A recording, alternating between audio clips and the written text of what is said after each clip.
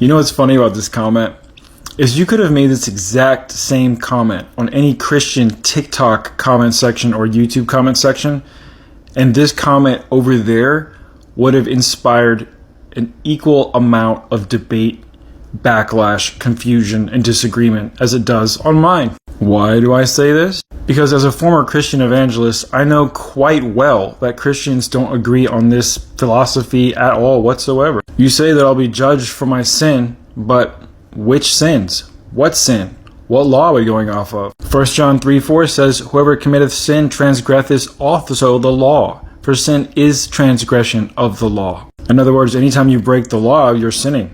But which law are we talking about?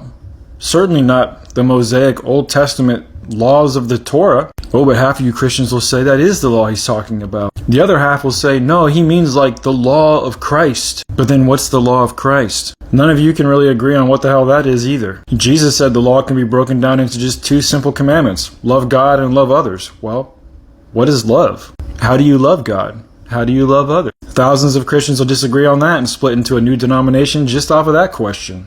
Y'all can't even get your story straight on what sin is, really. And then we'll be judged for it?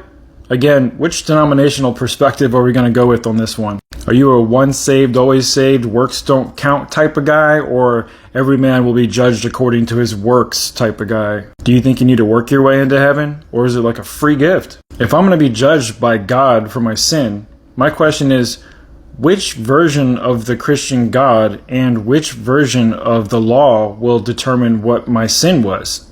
Huh? What'd you say? I can't hear you over the sounds of thousands of Christian theologians arguing. So which Jesus are we following? The one that just loves and hugs everyone, or the one that beats the crap out of people who are in the temple and says he's going to come back with a sword sticking out of his mouth to slaughter 2/3 of the earth? If you could clear all that up for me, then we'll move on to the next point about whether or not God's going to be judged for breaking his own laws. Whoops. But maybe, just maybe, your parents were the ones who put those gifts under the Christmas tree. Maybe Santa's naughty list was just propaganda all along. I don't know. What am I thinking? Probably wrong.